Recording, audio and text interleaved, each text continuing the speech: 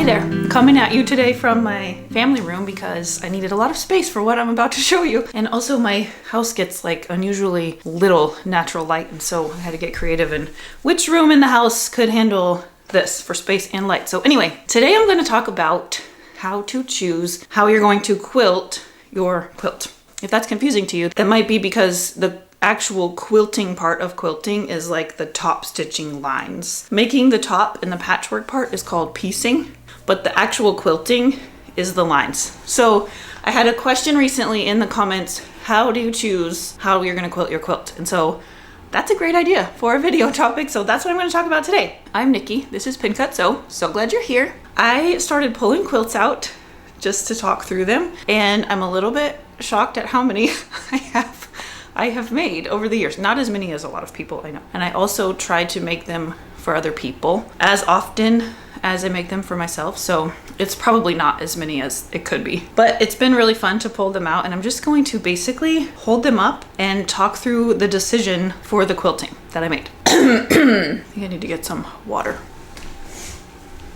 Okay, a few notes before I start showing you though. You will notice that I've never used a long armor before. I have quilted every single one of these on my own sewing machine. I have a full video on how to do this, and a lot of people in those comments were very happily surprised to hear that it is possible to quilt even pretty large quilts on your sewing machine. This one I just finished for Natalie is queen size, and I did it on my sewing machine.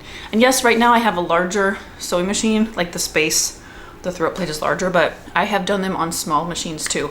And my mom also, I'm gonna show you one of hers because she's very talented with the free motion. So if you are feeling like the quilting, the price of the long arm quilting is a barrier to you making quilts, I want to just put that to rest right now. You will also notice that I'm a huge fan of straight lines. Part of that is because I think it's easier and faster. And part of that is because I'm doing this on my home sewing machine. So the free motion, the long arm quilting, they do all those like very fancy motifs and things that can't necessarily be achieved at home, but I actually really like the more homespun look of home quilting. Anyway, so not that there's long arming is beautiful. I'm not disparaging that in any way. It is absolutely worth what those people charge to do it because it's a specific skill that they've perfected. But I don't want that to be what's keeping anybody from making quilts because, what did we do before long armors, right? People just quilted them. Okay, the second thing I want to talk about is thread color. You can do one of two things. If you want the thread to blend in, you choose a neutral. If you want the thread to be part of the design, which I'll show you a few of those, you choose contrast. So a lot of people will say, and I just saw this tip yesterday, someone said, just use gray, or she said silver, that'd be weird, but just use gray because it blends in with everything. I totally disagree with that. I think if you're using cool tones in your quilt, gray is fine. If you're using warm tones, go with an off-white. I always choose white or off-white if I'm trying to make it blend in. And then if I'm trying to make it stand out, which you'll see a few examples of, I choose a dark color that is in the quilt, like navy or a dark gray or something like that, or black. So let's see, what else do I have to say about thread color? Oh, also we're gonna talk about why you might choose to hand quilt over machine quilt. For my house quilt, I'll show you in a minute, or you probably remember, I'll put the playlist down below, but the quilt has so much going on already that I felt like quilting lines on the machine would sort of push everything in. It would cause a lot of puffiness, which is usually what you want in a quilt, the cuddly factor, that when it all shrinks up and gets all crinkly. But in this case, I wanted the designs to still show, and so I chose to hand quilt it so that it would just blend in more. It's all over hand quilting pattern. I think that's all my opening notes. So let's get to the quilts. I just finished the bow quilt that I've been working on for my daughter Natalie, so let me show you that one first. Okay, let me make sure I have it right side up. Probably too big for me to hold it by myself, but I'll try. No one else is here. Didn't it turn out so pretty? I know you can probably not see the whole thing. So for this quilt, let me give you an up close. I chose to do a diagonal grid, and that is because not only is this quilt huge, so it would have been really hard to do anything more technical. I thought a diagonal grid sort of looks girly, looks feminine, it looks like a lattice, and I just thought it'd be really pretty on this quilt. So because it's so big too, I chose to make them 2 inches apart, so I didn't get crazy with really close together quilting, and I think it turned out really pretty. I already washed and dried this, so it puffed up and gave it that very homespun Pottery Barn look. I think it kind of looks very Pottery Barn to me. She really loves it, so I'm gonna put it on her bed and then I'll take take some pictures of it. All right, next up was something I finished last year, and it is this mid-century modern style quilt made of solids. And this is an example of choosing contrasting thread because the design really lent itself to some more detail because of the solids. The thread really makes it pop and gives it even more of that geometric shape. I love how this turned out. And the thread actually matches the backing color. This is a Kona cotton. It's like really dark grayish navy. So pretty. So here I go again with a straight line grid. This quilt is throw size.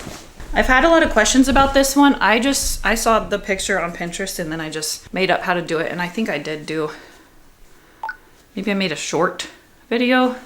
Anyway, the pattern though, you can buy a very similar pattern called Birds of a Feather. So I'll find that and link to it. I had a lot of people ask when I made that. Next up is my house quilt. It's upside down. This is another pretty big one. I would say it's like twin. And you can see what I mean about not wanting to lose any of the little details with very dense quilting. I wanted all of this to really shine. So what I did was a hand quilted freehand fans, Baptist fans. And so you can see it on the darker pieces, but otherwise it just kind of blends into the background. When you stand back, you can tell that it's a wave pattern, but otherwise the design and the piecing really shine because I chose not to densely quilt it. The other day, Natalie's boyfriend was over here and he was using this quilt and he's like, oh, this one's cool. And he started to notice the little things and then he started to notice even more things. And it made me so happy because that is the intent of this whole thing. I imagine my grandchildren someday and like this be an I Spy kind of thing where they're always looking for the pictures they can find. It was so cute. Okay, next up I have this table runner. This is just a scrappy flying geese table runner. I think I made a tutorial for this. I will link you to all these tutorials for sure. And on this one, again, I used contrasting thread and I did close together straight lines. This is something I like to do on smaller pieces like this because these lines are only 1/2 inch apart. So doing that on a huge quilt would take an absolute eternity. It can be done. People do it. People do even closer than this. It's called matchstick. And I don't have the patience for it. It also probably takes like an absolute ton of thread and so many bobbins, but I do really like the contrasting close together lines on something like this. I like how the lines give it even more direction as a long, narrow table runner that it is. Okay, this is one my mom made for Natalie on her 16th birthday. Isn't it cute? And my mom, if I didn't know any better, I would assume that she sent this away to a free motion person because look at the quilting on this. She quilted in the wings. She free motion designs into the wings. It's just stunning. Like to do this on her domestic sewing machine, I'm so impressed. Like I was impressed when I first, oh, it's upside down. The antennas are on the bottom. I was impressed when she first gave it to her. Maybe you can see it better on this one. But even like picking it up right now and just really examining it, I'm so impressed. So it looks like she boxed around each butterfly and then she did a design inside the wings. There's even a scallop. Can you see the scallop here? So beautiful. Mom, good work. She's so much better at this kind of thing than me. She's made a quilt for all 8 of her grandchildren on their 16th birthday. And the 8th one is turning 16 in August. I cannot wait to show you what she made.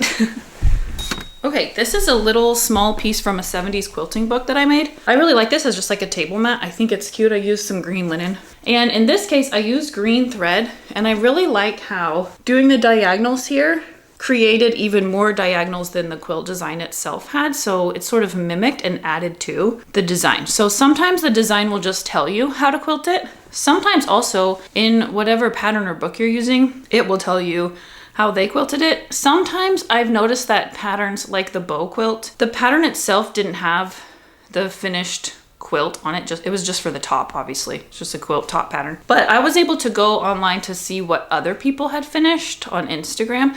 So if you're making a quilt that's been made before, or even if it's a historic pattern, like just a basic, like maybe you made a flying geese quilt and you want to see how other people quilted it, Instagram is a great resource for that. So you can just go or to Pinterest and look up flying geese quilt and see how other people chose to quilt it. And so for the bow quilt, somebody could find my Instagram post on mine and think, oh, that's a perfect way to quilt it, and do it the same way. So if you ever don't know what to do, use the internet as inspiration. Okay, let's get into a free motion. This is the fish quilt I just finished this year. I haven't washed it up because I'm going to put it in the state fair. I don't know if I did a very good job of showing you the finish of this. I can't remember, but I will link to the playlist. I chose to free motion quilt this into different styles. But when I free motion on my sewing machine, I really have a hard time with the all over like stippling they call it, which is just the little wormies that are never supposed to intersect. I have a real trouble with that. I have done it, I didn't enjoy it, and I'm not super good at it. It's just, I don't know, it feels too chaotic for me, which in a lot of ways I am a chaotic quilter, but I guess I'm a little bit more exacting than stippling requires. So anyway, I like to free motion in rows. So you can see in this quilt, on the top half, I did like mountains. This is a fish and forest quilt is what I call it. And so the top half is trees and the bottom half is fish. So I thought it would be fun to make like mountain shapes here. So I just went in rows. And then on the bottom, I switched to bubble shapes. And again, I just went all the way across in rows. The mountains did not take nearly as much thread as the bubbles because you're basically going around every circle twice. And that part took a long time. Free motion does take longer sometimes. But in this case, I think it was so worth it. And in this case, I let the quilt motif decide how I was gonna quilt it. The bubbles and the mountains because it's fish and forest. So sometimes things can be a little bit literal. Like my mom and the butterflies, she literally designed the wings. I do actually have a free motion tutorial. I free motioned a little mini quilt and I gave some other examples, including the loopies. I have a Christmas quilt I did the loopies on. So if you want to watch that, I'll link that too. And while I'm at it, if you are enjoying this video, click the like button and make sure you're subscribed so you don't miss future stuff. Moving on, this is a quilt I made Natalie when she was young. She was probably like 6. And so I was still a newish quilter. Isn't this so beautiful? This is from the book Material Obsession, which I highly recommend. And I had so much fun with this and I hand quilted it. So I had only been quilting for a few years at this point, and the fact that this quilt still looks this good, I'm kind of impressed with my past self. But in this case, the book gave me the quilting motif, and in the book it was also hand quilted, and so it sort of goes around. I think this is called shadowing. What's it called? Not shadowing, not mirroring. Mirroring? I can't remember. Anyway, it's when you go a 1/4 inch outside of the lines. And then there's like a big star motif in the middle of each large piece. It's hard to see, but like I said, that's because hand quilting just blends in better. And you can see this one didn't crinkle up like some of the machine quilted ones do. But this is still such a beautiful quilt. Highly recommend this book. I'll link you to it. You can still get it. And you can get Material Obsession too also. I made a few things from both of those books. Ooh, let's do this one next. This is the very, very first quilt I ever made. I've shown you this before when I started the new house quilt, but this is my very first original wonky house quilt. So the wonky blood runs deep. And on this quilt, look, there's paint on it. My son, when he was a toddler, thought he could paint the living room. He painted the futon, he painted my quilt. Makes me smile now. So in this quilt, I stitched in the ditch. Stitch in the ditch. And basically that's just you stitch in every seam. I wouldn't do that with this now. I didn't know what I was doing back then, and I mean, it kind of made sense. It's supposed to make the motif like pop out, which it did, it works. But stitch in the ditch is hard to make look nice. You can even see right here. My stitches got tiny because the seam was bulky and I didn't quite remain in the ditch. Now my machine has a foot that helps stitch in the ditch, which does really help, but if your seams are like switching direction, it can still cause like wonky intersections and so on. So I do sometimes still do this when it makes sense, but I really prefer the shadowing or whatever it's called, the 1/4 inch inside or outside the seam. But it also can be hard to stitch in the ditch on something large like this because I was constantly having to turn corners and stuff. And when you're dealing with the bulk of the quilt in your sewing machine, it kind of makes it tricky. So now I would do more of a straight line thing or hand quilt it or something else. Okay, I have 2 Christmas quilts. This is also from the book Material Obsession, I think. This is one of my absolute coziest quilts because it has this like homespun cotton on the back that my aunt gave me. She got it for free somewhere. And it's so cuddly. And I love this big print that it has on it too.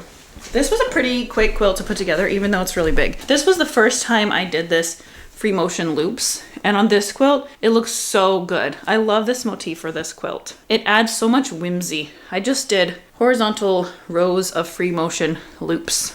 And I've done this on probably 3 other quilts because I like how this looks. I like how it washes up. An example of that is on this one. And this quilt was so low contrast that I really wanted the quilting to add dimension to it. And so I knew these free motion loops would do that, because when it washes up, it even starts to crinkle up nice as I'm sewing it. But once you wash it, it really looks crinkly. And now this looks like an old-timey, worn-in quilt. It was can you see the little scissors? It was one of those Moda scrap bags, and it had sewing themed fabrics. So cute. Okay, I have 3 left. This was maybe like the 3rd quilt I ever made. This is a great picnic quilt. I used like a Ralph Lauren sheet on the back, so it's really like crisp.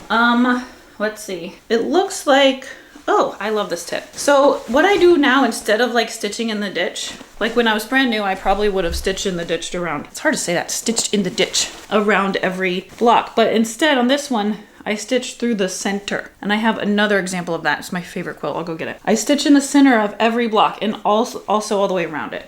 And so it adds dimension to the quilt without looking messy in the ditch. I think if I were to redo this, I would add more quilting. This is my only note. Okay, this is my absolute cuddliest, most favorite quilt.